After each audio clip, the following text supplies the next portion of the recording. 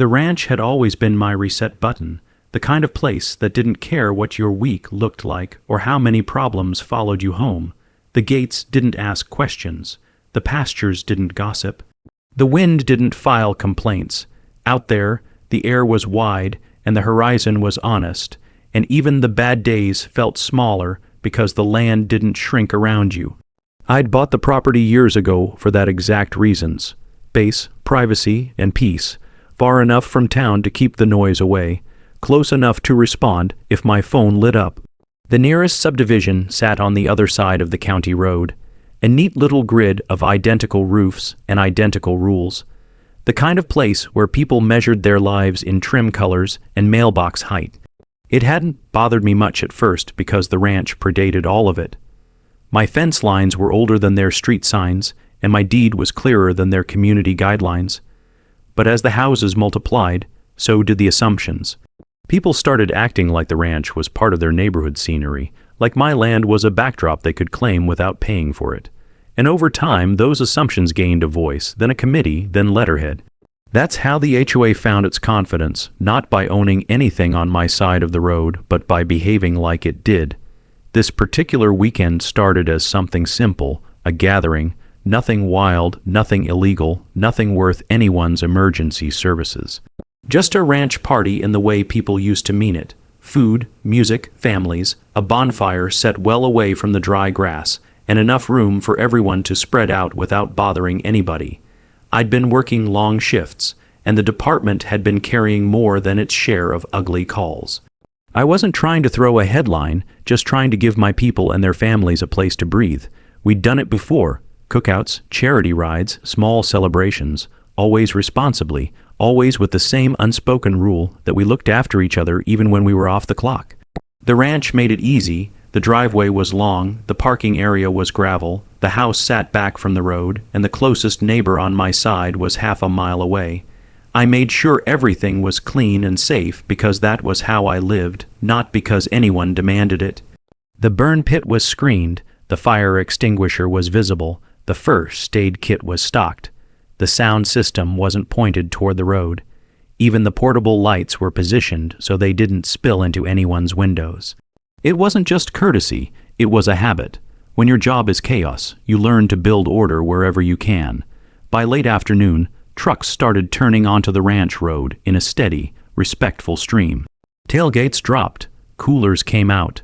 Kids ran toward the open field like they'd been let out of a cage, and the adults followed at a slower pace, carrying folding chairs and plates, and the kind of laughter you don't hear in a station house. The air smelled like mesquite and grilling meat. Someone had brought a smoker. Someone else had brought a stack of cornhole boards. A couple of the guys had set up a simple target range farther out, well marked, well supervised, with safety cones and clear rules posted like we were running a training day. It was that kind of crowd, the kind that didn't need reminders to be careful because they'd seen what happens when people aren't.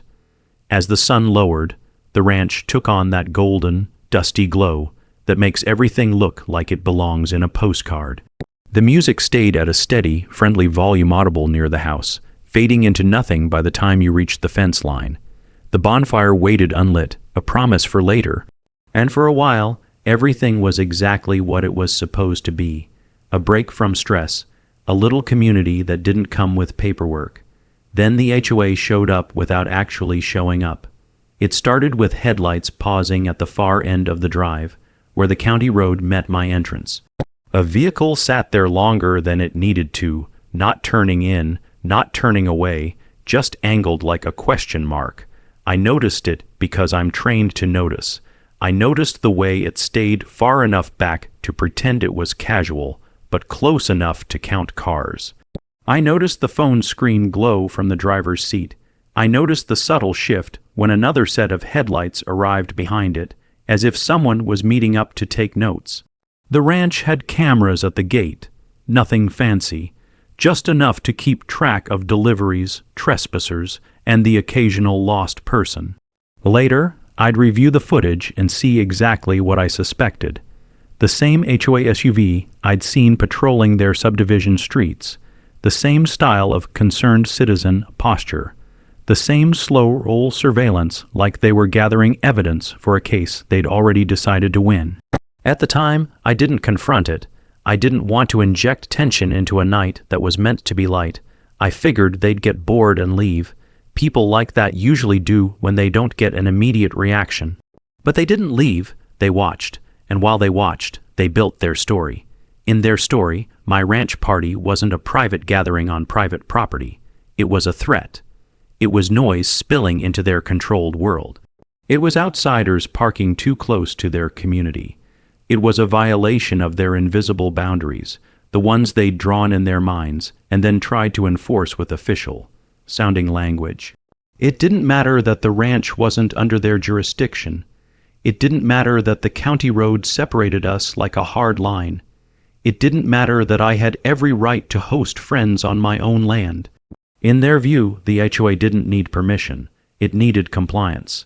As dusk deepened, I caught a few guests glancing toward the road, noticing the same strange pause of headlights and silhouettes. Some of the guys made jokes about it, the kind of casual humor people used to keep annoyance from turning into anger. I kept things moving, kept the mood steady. The kids were roasting marshmallows by the time the bonfire was lit, a controlled flame contained by a ring of stones. The adults talked in clusters, some catching up, some swapping stories, some just staring into the fire as if their minds were finally allowed to slow down. It was normal. It was safe. It was the kind of gathering nobody would care about if the ranch belonged to a quiet retiree or a family with no connection to law enforcement. But because the trucks were recognizable, because the people were confident, because the energy was warm and loud in a way that didn't ask permission, someone across the road decided they didn't just dislike it, they needed to stop it. The first hint that something had shifted came as a change in the air, not the weather but the tone. A phone vibrated somewhere near the picnic table. Another one chimed. People checked screens and frowned. When you work in emergency services, a call at the wrong time lands differently. You can see the reflexes wake up in someone's posture. You can see their shoulders tighten as their mind flips through possibilities. I felt it too, even before I knew the details, because my own phone buzzed with that distinct departmental notification, the one that doesn't care if you're off duty. For a second, the ranch felt smaller, like the world had reached through the fence line and grabbed us by the collar. I glanced toward the road again, and the HOA vehicle was gone. Not because they'd left, but because they'd moved on to the next step. And that step wasn't a complaint form or a letter taped to a mailbox. It was the most dramatic tool they could reach for, the one designed for emergencies, the one that escalates everything instantly. They called 911. They didn't call to ask questions. They didn't call the non-emergency line. They didn't walk over and request courtesy. They pushed the panic button of society because they'd learned that sirens make people obey, and they wanted sirens aimed at me. The irony was almost funny in a dark way, because they had no idea what they just triggered. They thought they were summoning strangers with authority. They thought they were bringing down consequences from above. They thought they were about to scare a ranch owner into submission in front of his guests. But I knew what those dispatch tones meant, and I knew what area we were in, and I knew who was on shift. The moment my screen lit up and the call details began to populate, I didn't feel fear. I felt a slow, controlled disbelief, followed by something sharper. This wasn't just petty, it was dangerous. Calling 911 to weaponize law enforcement over a private party wasn't an annoyance. It was the kind of misuse that pulls resources away from real emergencies. It was the kind of thing that could get someone hurt if it went sideways. And as I looked around at my guests, good people, families, kids, coworkers, I realized the HOA hadn't just crossed a boundary. They'd gambled with public safety to win a neighborhood argument they didn't even have jurisdiction to start. In the distance, faint at first and then growing clearer, the sound of sirens carried on the night air, threading across the open land toward the ranch like a warning and a promise at the same time, and the party's easy rhythm began to change as headlights appeared on the county road, turning in my direction with purpose. The HOA wanted a scene, and they were about to get one, but not the kind they imagined, because the first unit responding wasn't just any patrol car, and the person behind the wheel wasn't a stranger. It was one of my own. And right behind them, more lights followed, as if the entire night had decided to line up at my gate. The first patrol car turned onto the ranch road with its lights still flashing, but the siren already cut. That familiar transition from urgency to assessment, and the gravel crunched under the tires in a way that instantly pulled every trained eye in the crowd toward the entrance. Conversations thinned without stopping completely. Laughter didn't vanish but softened, and bodies shifted almost subconsciously into calmer, more deliberate positions. It wasn't panic, it was recognition. People who live around chaos learn how to stand when it arrives. As the headlights swept across the fence line and caught the reflective tape on the posts, the driver slowed, clearly taking in the scene that didn't match the report they'd been given. No crowd spilling onto the road, no screaming, no fires out of control, no threat. Just a ranch, a gathering, and a group of people who looked more organized than most public events with permits and barricades. The vehicle rolled to a stop near the main parking area, angled for visibility rather than confrontation, and the officer stepped out with the measured posture of someone who already suspected the call was thin. Recognition hit both ways at the same time. I saw it in the way their shoulders eased when they spotted familiar faces, and they saw it in the way I didn't flinch or move to explain myself before they asked. There was a pause, the kind that happens when reality doesn't line up with the narrative you were dispatched under, and that pause stretched as a second unit pulled in behind the first, then a third, each arrival reinforcing the same quiet realization. This wasn't a problem scene, it was a misused system. The ranch lights illuminated uniforms that belonged to my department, patches I'd seen every week, faces I'd worked alongside in situations that actually deserved flashing lights. Some of the guests recognized them too, offering nods and small waves that carried more familiarity than defiance. Kids stared with open curiosity, not fear. Nobody ran. Nobody argued. The bonfire crackled politely within its ring, contained and supervised, almost mocking the idea that it was some uncontrolled hazard. As more units arrived, the absurdity of the situation grew heavier, not louder. The responding officers did what professionals do. They assessed, they separated facts from claims, and they took a wide look before narrowing their focus. And the wider they looked, the worse the original call seemed. The driveway was clear. Vehicles were parked responsibly. No one was blocking the county road. The music was audible but reasonable, no louder than a typical backyard event, and it died away completely as soon as people noticed the lights, not because anyone was ordered to turn it off, but because courtesy still existed here. The target area was secured and inactive, flagged and distant, and anyone with even basic training could see it was being handled safely. The fire pit had a barrier, a water source nearby, and people monitoring it instead of circling it recklessly. It was the kind of setup safety officers wish every gathering had, the kind that makes reports boring because nothing goes wrong. The officers exchanged looks that didn't need words, the kind of shared understanding that forms when everyone sees the same obvious truth. The call details had mentioned a disturbance, potential danger, a large, unruly crowd. What stood in front of them was a social gathering full of trained professionals who knew exactly how to de-escalate without being told. That contrast mattered, because every false report chips away at trust, and every unnecessary response risks diverting attention from someone who actually needs help. As command presence settled into the space, radios crackled with brief updates, voices calm and factual, stripping away the exaggerated claims one observation at a time. The ranch felt like a stage where the curtain had been pulled back, revealing the machinery behind the drama, and it wasn't impressive. It was petty. As the initial assessment wrapped up, one of the supervisors arrived, the kind of arrival that shifts the tone from response to resolution. They didn't come in hot. They came in with a clipboard, a steady pace, and a look that said they'd already heard enough over the radio to be skeptical. The gathering quieted further, not out of fear, but out of respect for the process, and I watched as the pieces aligned in real time. The supervisor took in the scene the same way the others had, starting broad and narrowing only when necessary. Their gaze lingered on the fire safety setup, the parking, the distance to the road, the spacing between groups. It was the look of someone checking boxes that were all already filled.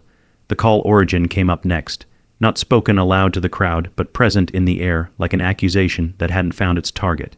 The HOA, the same group that had sent letters about visual disturbances and community impact in the past, the same group that had tried to assert authority where none existed, the same group that believed escalation equaled power. Somewhere across the road, someone was probably watching, waiting for the spectacle they'd ordered, expecting lights, warnings, maybe even citations that would validate their sense of control. What they didn't understand was that when you pull the emergency cord without an emergency, the system doesn't just respond blindly, it evaluates. And when that evaluation fails to justify the response, the spotlight turns back on the caller. The supervisor's posture shifted slightly as they confirmed jurisdiction, property lines, and the nature of the complaint. Private property, county jurisdiction, no violations observed, no noise ordinance breach, no safety hazards, no criminal activity. Each confirmation peeled another layer off the HOA narrative until there was nothing left but the bare fact that they'd used 911 as a tool of intimidation. That fact mattered because misuse isn't just frowned upon, it's documented. It becomes part of a record that doesn't care about neighborhood politics. While the officers continued their procedural walkthrough, the guests resumed their quiet conversations in low tones. The mood altered but not broken. There was a collective awareness now, a shared understanding that something important was unfolding beyond the immediate inconvenience. This wasn't just about tonight. It was about boundaries, authority, and the cost of overreach. Parents kept kids close, not because they were scared, but because they understood the gravity of the moment. Coworkers exchanged glances that carried both disbelief and restrained amusement. The ranch, still calm and grounded, seemed to amplify the contrast between reality and accusation, making the HOA move look smaller with every passing minute.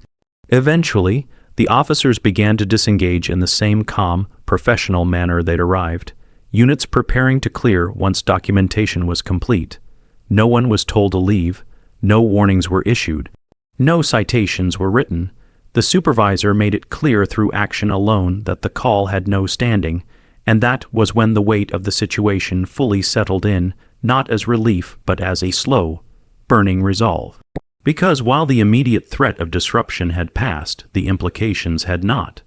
The HOA had escalated to the highest level they could reach, and the result hadn't been compliance or chaos. It had been exposure, the kind that doesn't fade when the lights turn off. As the last patrol car idled briefly before pulling away, its headlights sweeping the ranch one final time, I knew this wasn't the end of the story. It was the moment it stopped being private and started becoming a lesson. Somewhere across that county road, someone was realizing that calling 911 didn't make them right, and that realization was about to come due in ways they hadn't planned for, setting the stage for what would happen next as the night settled back in. Quieter now but charged with consequences waiting just beyond the firelight. When the last patrol car turned back toward the county road and its taillights disappeared into the dark, the ranch didn't immediately return to its earlier rhythm. The music stayed low, the laughter cautious, as if everyone was waiting to see whether the night would fully exhale or snap back into tension. It wasn't fear holding people still, but awareness, the kind that lingers after you realize someone tried to pull a lever that could have ended badly. The fire continued to burn steadily, throwing long shadows across the pasture, and the wind carried the smell of smoke and cooked food the same way it had all evening, indifferent to the drama that had just passed through. Slowly, people began to relax again, shoulders lowering, conversations restarting in murmurs that gradually found their volume. But the tone had shifted. The party hadn't been shut down, but it had been marked. Everyone there understood that something unnecessary had been forced into the night, something that didn't belong and couldn't be ignored just because it failed. The first wave of reactions came quietly, not in anger but in disbelief. People replayed the scene in their heads, comparing the calm reality of the ranch with the severity of the response that had been summoned. It didn't add up, and when things don't add up, professionals start asking why. There was an unspoken consensus forming, a shared understanding that the HOA call wasn't a misunderstanding or an honest mistake. It had been deliberate. Someone had looked at a private gathering on private land and decided that the fastest way to control it was to invoke emergency authority, consequences be damned. That realization settled heavily because it meant the issue wasn't noise or parking or safety. It was power, and power, once exposed as hollow, doesn't go quietly. As the evening continued, a few guests checked their phones again, scanning internal messages and updates that filtered through departmental channels faster than any rumor mill. The call had already been flagged. Dispatch notes were being reviewed. The term misuse floated through the digital chatter, not as an accusation yet, but as a possibility, a category that demanded attention. In law enforcement, patterns matter more than single incidents, and this wasn't the HOA's first attempt to assert authority beyond its reach. It was just the first time they'd done it so loudly, with sirens attached. I could feel the shift inside myself too, the moment when a situation stops being an annoyance and starts becoming a responsibility. It wasn't about ego or embarrassment. It was about precedent. If a group could call 911 to intimidate property owners they didn't like and face no scrutiny when it failed, then the system itself became a weapon. That couldn't stand, not for me, not for anyone who believed the emergency line should be protected, not exploited. As the night moved on, guests filtered toward the house and the fire, drawn together by the shared experience. Stories shifted from work stress to what had just happened, not in loud outrage but in careful analysis. People noted how quickly the officers had recognized the truth, how professionally they'd handled it, and how thin the original claims must have been to collapse so completely under observation. The kids, oblivious to the deeper implications, resumed their games, their laughter cutting through the adult conversation like a reminder of what was actually at stake when emergency resources were misused. It wasn't just about inconvenience. It was about the potential ripple effects on real lives. Somewhere else in the county, a call might have been waiting a little longer because of that HOA decision, and that thought carried more weight than any fine or reprimand. Later in the evening, when the fire burned lower and the sky filled with stars unobstructed by city light, the ranch reclaimed its sense of scale. The land didn't care about committees or complaints. It stretched out calmly, a silent witness to human overreach and human restraint alike. But even as the party wound down naturally, with families packing up and trucks easing back down the drive, the incident refused to fade into the background. It followed people out in quiet conversations, in text messages sent to spouses and colleagues, in mental notes about what this meant going forward. The HOA hadn't just failed to stop the gathering, they'd put themselves on record. And records have a way of resurfacing when you least want them to. By the time the last guests left and the ranch settled into its nighttime stillness, the immediate noise was gone, replaced by the deeper hum of consequence. I walked the property one last time, checking the fire pit, the parking area, the fence line, not because I expected a problem, but because it grounded me in facts. Everything was exactly as it should have been. No damage, no disturbance, no justification for the call that had been made. That certainty mattered because it formed the foundation for what came next. Across the road, the HOA subdivision was quiet, lights glowing behind uniform windows, blinds drawn like the closing of a stage curtain. But I knew the silence didn't mean peace. It meant calculation. Somewhere within that grid of houses and rules, someone was realizing their dramatic move hadn't produced the desired result. And when people who crave control fail publicly, they don't always retreat. Sometimes they escalate again, this time with paperwork, complaints, and meetings designed to regain the upper hand, The difference now was that the mask had slipped. The HOA wasn't acting out of concern, it was acting out of entitlement. And entitlement leaves a trail. As I locked up for the night and headed inside, the ranch felt the same as it always had, solid, private, unmoved. But the situation beyond the fence had changed irreversibly. The party was over, but the story was just beginning, and the next chapter wouldn't be written under the glow of a bonfire. It would unfold in daylight, in emails and reports and official inquiries, where the HOA decision to dial 911 would be examined not as a neighborhood complaint, but as a misuse of a system that doesn't forget who pulled the alarm when there was no fire. Morning arrived without ceremony, the kind of clear, ordinary dawn that made the previous night feel almost unreal, yet the weight of it lingered like smoke that hadn't fully cleared. The ranch looked exactly as it always did in daylight, wide, calm, and unapologetically private, but the calm was deceptive because the real activity had shifted off the land and into systems that moved silently and methodically. By mid-morning, the first indications of that shift began to surface, not in the form of confrontations or patrol cars, but in notifications, emails, and the subtle tightening of language that signaled someone was trying to regain control without drawing attention. The HOA strategy changed the moment their dramatic play failed.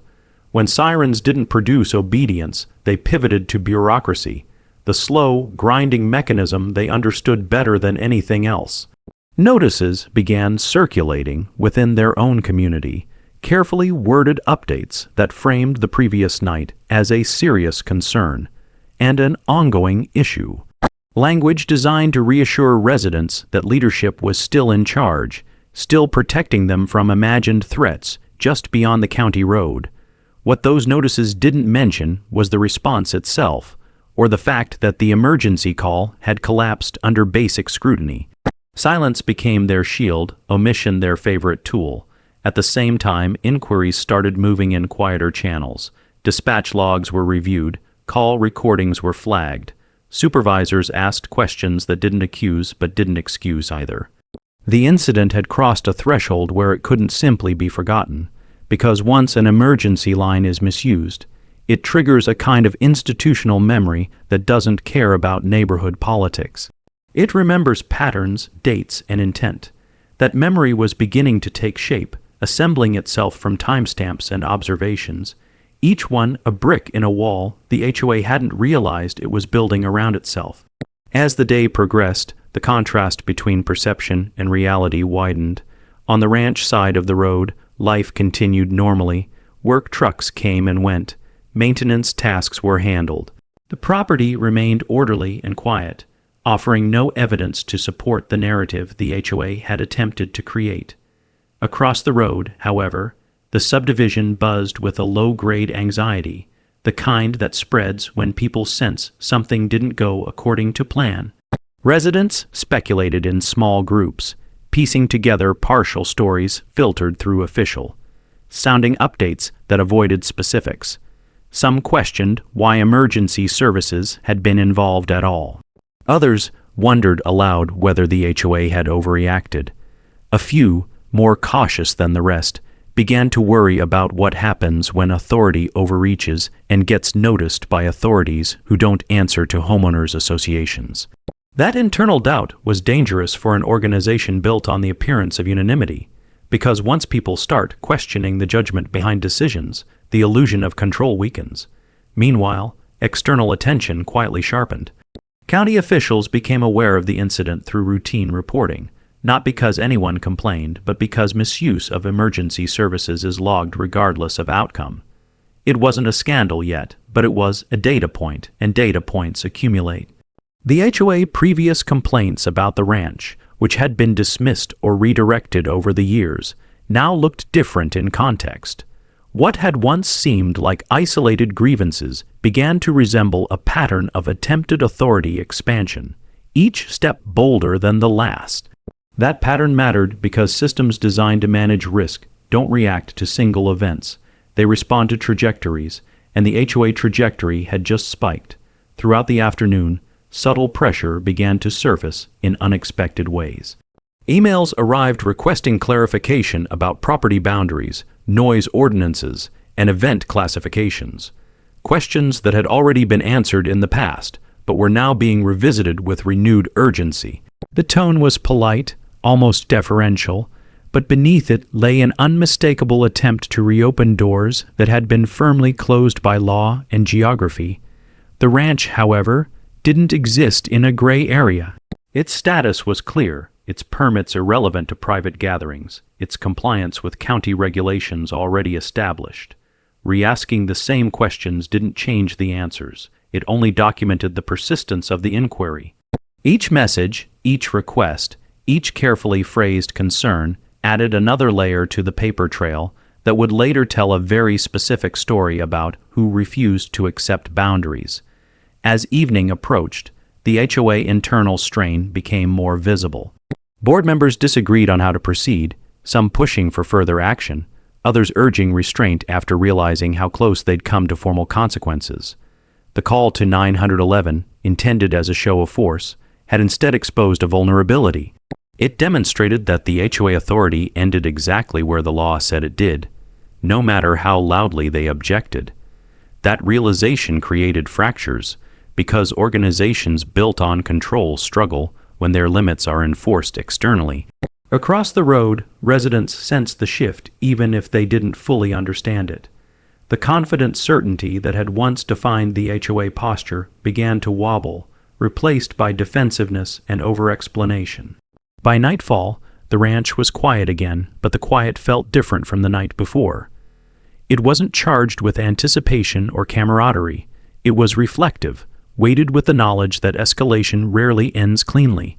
The HOA had chosen to involve emergency services, and that choice couldn't be undone.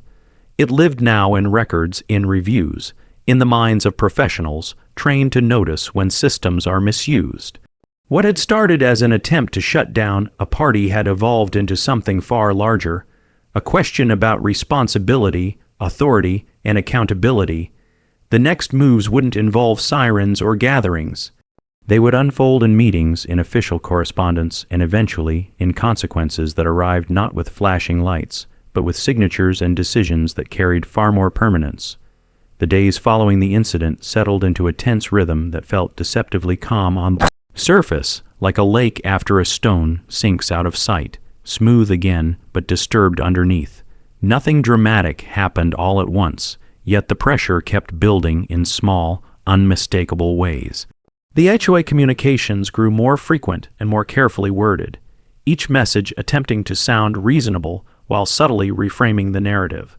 What had begun as an emergency call was now being recast as a community safety concern, then a miscommunication, then a precaution taken in good faith. The language softened, but the intent remained the same, to avoid responsibility while maintaining the appearance of authority. That balancing act became harder to pull off with each passing day because the facts refused to bend. The ranch hadn't changed, its status hadn't changed, the county's stance hadn't changed, and the records from that night sat quietly in the background, immune to spin. Across the road, the subdivision's mood grew unsettled. Residents noticed the shift, even if they didn't know the details, because organizations under scrutiny behaved differently.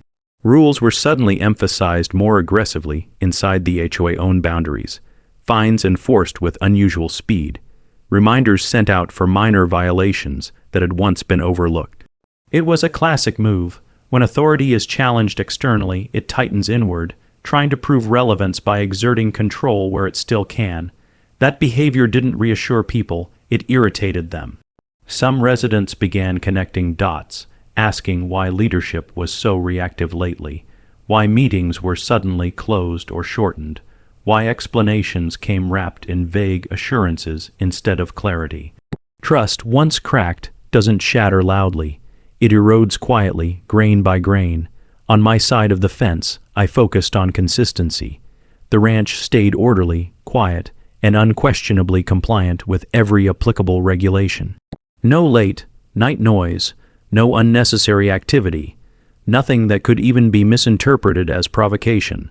Not because I felt cornered, but because restraint is a powerful contrast to overreach. Every ordinary day that passed without incident made the HOA previous decision look more reckless in hindsight. It highlighted the disparity between accusation and reality, between perceived threat and actual risk.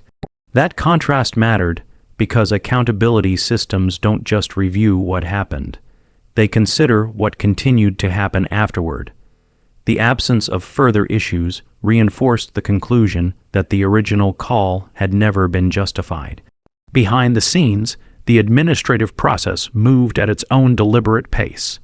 Requests for supplemental information arrived from departments that rarely interacted with homeowner associations at all, not because anyone was hunting for punishment, but because misuse of emergency services demands a complete picture. Each inquiry was neutral, factual, and precise, the kind of tone that leaves little room for interpretation. Dates, times, descriptions, outcomes. The HOA responses, by comparison, grew increasingly careful, as if every word was being weighed for potential consequences. That caution spoke volumes. Organizations confident in their actions don't hedge, they explain. The hedging signaled awareness that they'd crossed a line they couldn't redraw. Internally, the HOA leadership began to fracture more openly.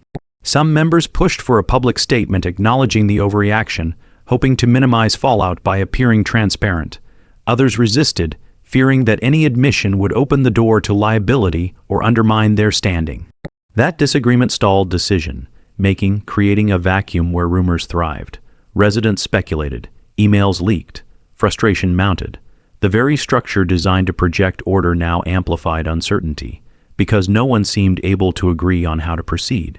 Control, once questioned, is difficult to reassert without legitimacy, and legitimacy was slipping fast. As the week progressed, the ranch became an unintentional symbol in the community's collective imagination. To some, it represented independence and clear boundaries. To others, it became a reminder of how easily authority can overstep when unchecked. The irony wasn't lost on anyone paying attention. The HOA attempt to rein in perceived chaos had exposed its own lack of restraint. That irony spread quietly through conversations at mailboxes and over backyard fences, undermining the narrative leadership had tried to maintain.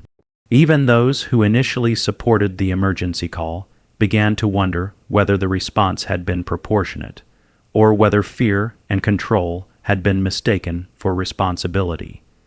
By the end of the week, it was clear the situation had entered a new phase. The immediate shock had passed, replaced by a slow reckoning. The HOA could no longer pretend the incident hadn't happened, and it couldn't undo the paper trail it had created. Every attempt to downplay the event only drew more attention to it. Every effort to assert control highlighted the limits of their reach. The system they tried to manipulate had responded exactly as designed, not with outrage, but with scrutiny. And scrutiny is far less forgiving than confrontation. Standing on the ranch at dusk, watching the light fade across land that had seen far worse than neighborhood politics, I understood that the most significant battles aren't always loud. Sometimes they unfold in meeting minutes, in archived emails, in the quiet accumulation of facts that eventually outweigh opinion. The HOA grip was loosening, not because anyone forced it open, but because it had squeezed too hard and revealed what it was really holding on to. What came next wouldn't be immediate or explosive. It would arrive methodically, carried by procedures and policies that don't care about pride. And when it did, the HOA would have to face the reality that calling 911 hadn't made them powerful. It had made them accountable. By the time the second week began, the situation had shifted from uncomfortable to unavoidable. What had once been an internal embarrassment for the HOA was now moving through channels that existed entirely outside their control, carried forward by standard procedures that didn't pause for explanations or intentions. The word investigation hadn't been spoken publicly, but its presence was felt in the way questions became more pointed and timelines more specific. This wasn't about punishment yet. It was about understanding exactly why emergency resources had been deployed when no emergency existed. An understanding in this context required cooperation, documentation, and consistency, three things the HOA struggled with when their story kept changing. Requests came in for call recordings, internal decision-making notes, and the identity of the individual who authorized the 911 call. These weren't accusations. They were routine steps, the same ones applied to any questionable use of emergency services, whether by a private citizen or an organization. The neutrality of the process made it harder to push back, because there was no antagonist to blame, no official to accuse of bias. There was only the system quietly doing its job. Each request carried an implicit expectation of transparency, and each response from the HOA revealed how unprepared they were for scrutiny. Delays crept in, answers became qualified. Responsibility was blurred across committees and roles, as if diffusion could protect the whole by sacrificing clarity. That tactic rarely works, and it certainly didn't here. Inside the HOA, tension escalated. Meetings stretched longer, voices raised, alliances formed and dissolved. The emergency call, once defended as a protective measure, became a liability that no one wanted to own. Some board members argued that the decision had been made under pressure, that concerns from residents had created a sense of urgency. Others countered that pressure didn't justify bypassing non-emergency channels, especially when previous complaints had been resolved without incident. The lack of consensus paralyzed leadership because admitting error risked consequences, but denying it risked worse. That paralysis seeped into everything the HOA touched, slowing routine operations and amplifying dissatisfaction among residents who just wanted stability, not drama. Outside the subdivision, the process advanced steadily. Interviews were conducted, not confrontational but thorough, comparing dispatch information with on-scene observations. The gap between the reported situation and the reality documented by responding officers was stark. Descriptions of danger and disorder simply didn't match what had been observed, photographed, and logged. That discrepancy mattered more than any opinion because it spoke directly to intent.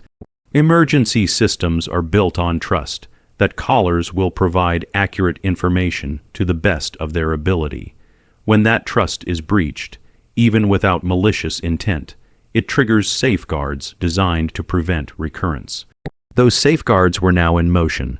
On the ranch, life remained deliberately uneventful. No gatherings, no activity that could be misconstrued. The land became a constant, quiet counterpoint to the escalating scrutiny elsewhere. Each peaceful day reinforced the conclusion that the original call had not been driven by necessity.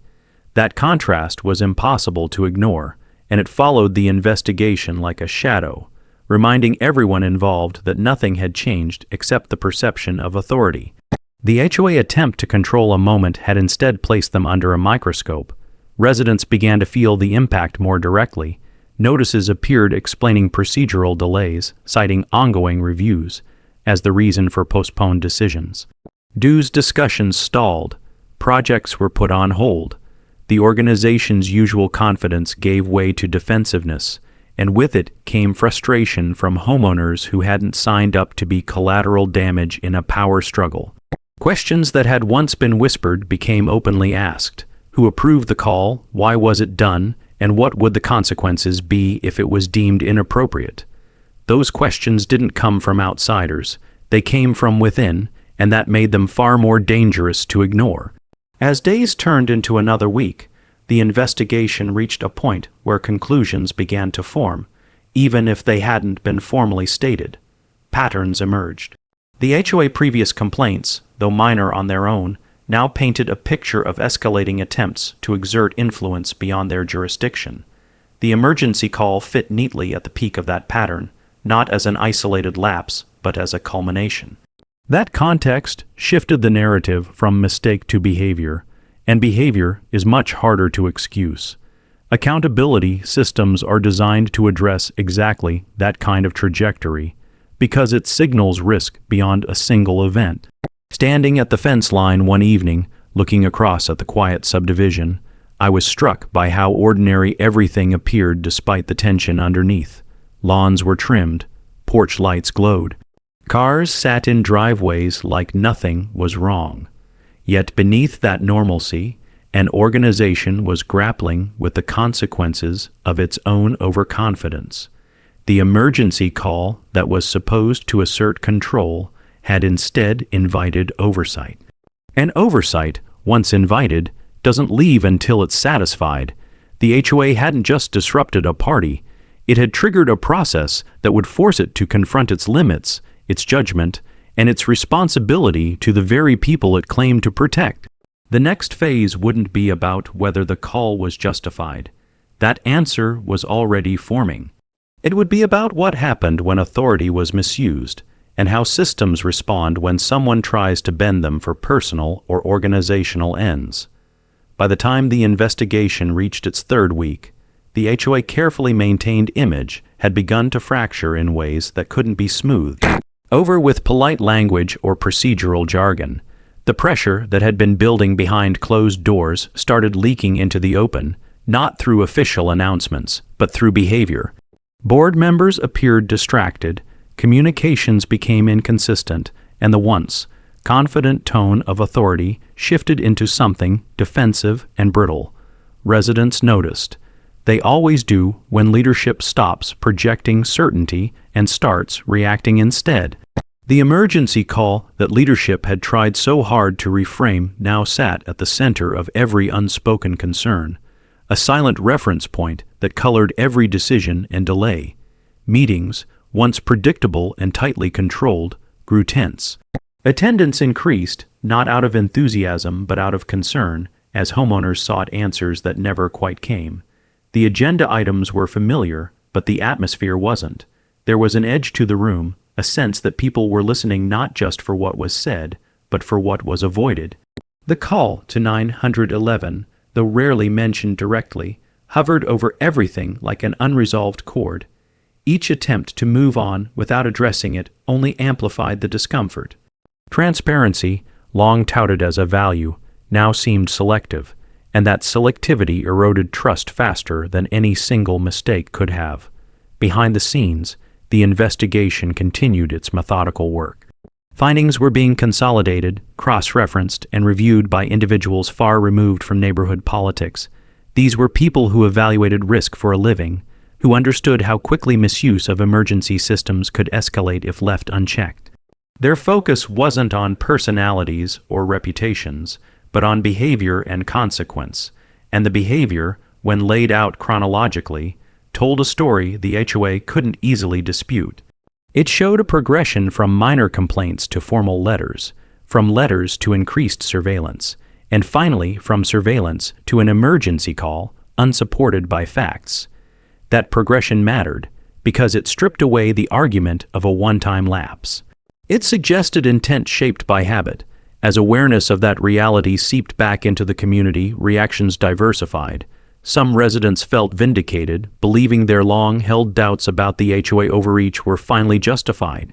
Others felt uneasy, realizing that an organization they'd trusted to act responsibly had gambled with public resources. Even those who had supported the call began to distance themselves, reframing their earlier approval as incomplete information or misplaced concern.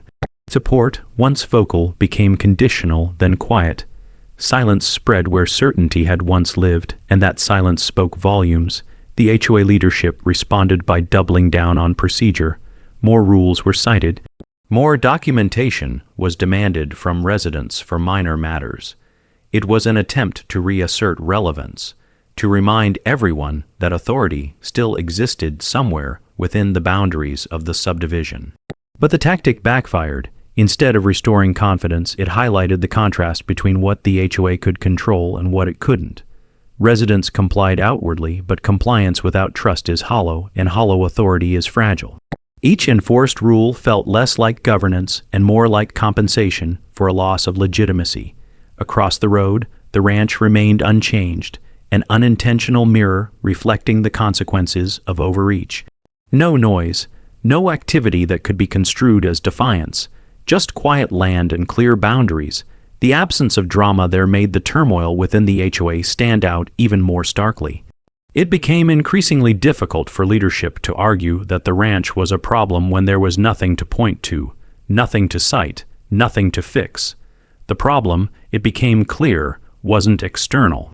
It was internal, rooted in decisions made under the assumption that authority could be asserted simply by claiming it. As whispers of potential outcomes began circulating, the mood shifted again. The possibility of formal findings of documented misuse introduced a new element, consequence beyond embarrassment. That possibility unsettled not just the board, but the broader community. People began asking what accountability would look like, who would bear it, and how it would affect the HOA future. The answers weren't yet public, but the questions alone changed the dynamic. Fear of consequence has a way of clarifying priorities, and suddenly, preserving personal positions seemed less important than minimizing damage. Some leaders floated the idea of resignations, quietly testing the waters. Others resisted, clinging to the hope that the situation could still be managed behind closed doors. Neither approach resolved the underlying issue because the process no longer belonged to them. The system they'd invoked through misuse was now dictating the pace and direction of events. Standing back and observing the slow unraveling, it became clear that the most damaging aspect of the emergency call wasn't the investigation itself, but what it revealed about the HOA culture. It exposed a willingness to escalate without justification, to prioritize control over collaboration, and to treat public systems as tools rather than safeguards. Once exposed, those traits couldn't be unseen. They shaped how every subsequent action was interpreted, stripping away benefit of the doubt and replacing it with skepticism. By the end of the week, the facade the HOA had built, of calm, capable stewardship, was visibly cracked. It hadn't collapsed yet, but it no longer inspired confidence. The community sensed that something fundamental was shifting, that the organization would not emerge from this unchanged. And as that realization settled in, the story moved closer to its inevitable conclusion, one not defined by sirens or parties, but by accountability and the long-term consequences of mistaking authority for entitlement. The moment when speculation began to harden into expectation arrived quietly, without announcements or visible markers. Yet it was unmistakable to anyone paying attention. The investigation had reached the stage where questions stopped multiplying and answers started aligning, where fragments of information locked into place and formed a picture that no amount of reframing could blur. This was the phase the HOA feared most, because it stripped away ambiguity. It no longer mattered how events were described in newsletters or how carefully statements were worded. What mattered was what could be demonstrated, documented, and corroborated. The process moved forward with the kind of disciplined patience that only systems built for accountability possess, indifferent to discomfort and immune to pressure. Internally, summaries were drafted, timelines finalized, and conclusions reviewed not for drama but for accuracy. The emergency call was no longer viewed in isolation. It sat within a clear sequence of actions, each one reinforcing the next, forming a narrative of escalation driven not by necessity but by frustration at a lack of control. That narrative, once assembled, became difficult to dispute because it relied on facts rather than interpretation. Dispatch recordings told one story, officer reports told another. The gap between them was stark, and that gap carried weight because it demonstrated how the system had been engaged under false pretenses, regardless of intent. In accountability, frameworks, outcome matters, but so does decision making, and the decision to call 911 had failed every reasonable test of proportionality. As these conclusions solidified, the ripple effects spread outward. HOA leadership sensed the shift even before anything was made official, responding with a new level of urgency that bordered on desperation. Communications to residents increased again, this time emphasizing unity, patience, and trust in leadership, appeals that rang hollow against weeks of evasiveness. Attempts were made to redirect attention toward future projects and routine matters, as if momentum alone could carry the organization past the unresolved issue. But momentum built on avoidance stalls quickly, and residents weren't willing to move on without answers. The credibility gap had grown too wide. People had watched the organization struggle to explain itself, had witnessed the tightening of rules and the silencing of questions, and had drawn their own conclusions long before any findings were released. Outside the subdivision, the response was more restrained but no less consequential. County officials reviewed the compiled information with a focus on prevention rather than punishment, yet the implications were clear. Misuse of emergency services, even when it doesn't result in immediate harm, undermines public trust and strains resources. The goal wasn't to make an example, but to ensure it didn't happen again, either here or elsewhere. That goal carried with it recommendations, procedural changes, and, inevitably, accountability for those who had authorized the call. Responsibility could no longer be diluted across committees or obscured by collective language. Decisions are made by people, and systems require those people to be identifiable. As the HOA came to terms with that reality, fractures widened. Some leaders accepted what was coming and began preparing for transition, quietly organizing handovers and contingency plans. Others clung to denial, convinced that the absence of immediate penalties meant the danger had passed. That divide created paralysis at the top, leaving the organization adrift at the exact moment it needed clarity. Residents, watching this unfold, became less patient. Questions grew sharper. Attendance at meetings increased further, driven by a demand for transparency that could no longer be postponed. The emergency call, once an unspoken presence, now dominated conversations openly, not as gossip, but as a legitimate concern about judgment and governance. Across the road, the ranch continued to exist outside the turmoil, its steadiness almost jarring in contrast. Days passed without incident, reinforcing the original conclusion that there had never been a threat to address. The land's quiet persistence served as an unintentional audit of the HOA claims, each uneventful sunrise another piece of evidence that the call had been an overreaction at best and an abuse of process at worst. That contrast didn't provoke anger, it clarified perspective. It underscored how unnecessary the escalation had been and how avoidable the consequences now facing the HOA truly were. As the findings neared formal release, the atmosphere shifted again, this time from tension to resignation. The question was no longer whether the organization had overstepped, but how it would respond to being confronted with that fact. Accountability doesn't always arrive with fines or charges. Sometimes it arrives as loss of trust, leadership changes, and mandatory reforms that permanently alter how an organization operates. For the HOA, those outcomes loomed large. The emergency call had opened a door that couldn't be closed, exposing the organization to scrutiny it had never anticipated and couldn't control. Final chapter of this phase was approaching, and with it came the realization that the attempt to dominate a single night had set in motion consequences that would reshape the HOA for years. What remained to be seen was whether leadership would accept those consequences with humility or resist them until the organization fractured completely. Either way, the moment of reckoning was no longer distant. It was imminent, carried forward by findings that didn't care who felt embarrassed or wronged, only that the truth was documented and acted upon, setting the stage for the resolution that would finally bring the story to its end.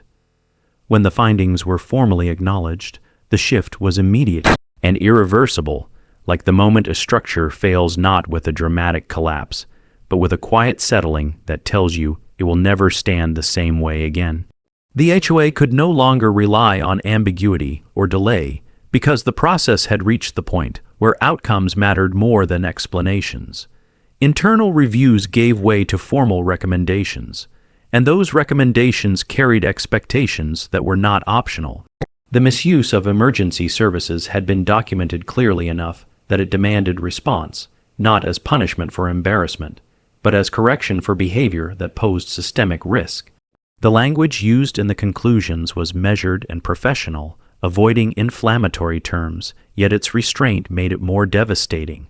It outlined what happened, why it was inappropriate, and what steps were required to prevent a repeat. There was no room left for reinterpretation. Responsibility, once blurred, was now defined. The individual or individuals who had authorized the call were identified through records and testimony, not speculation, and that identification shifted the internal dynamics instantly. Suddenly, the abstract idea of accountability had a name attached to it, and that name became the focus of intense pressure.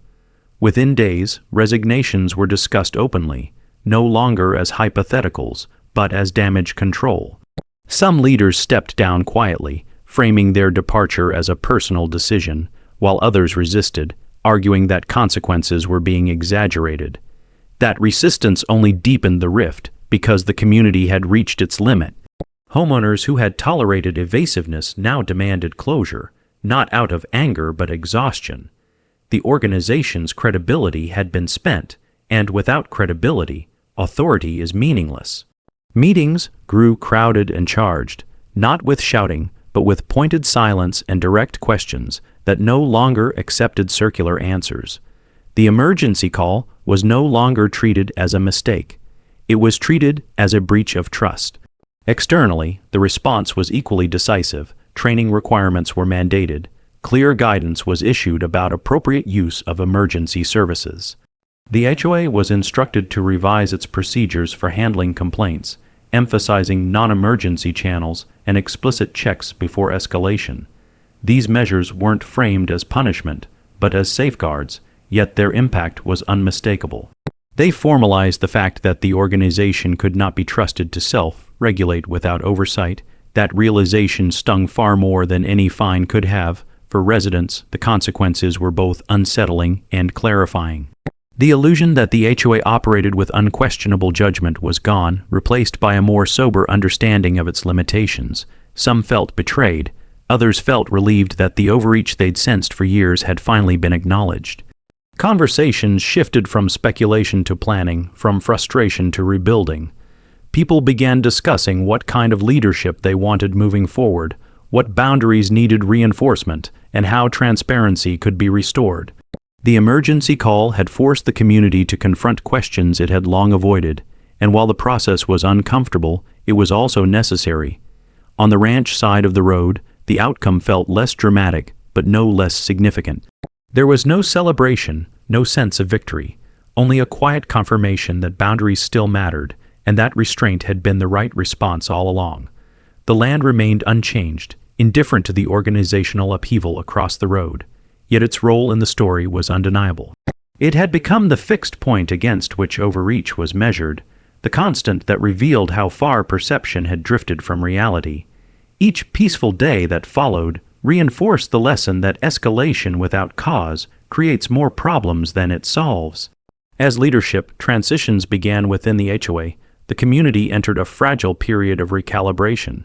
Interim leaders spoke cautiously, acknowledging mistakes without dwelling on them, focusing on compliance and cooperation rather than control.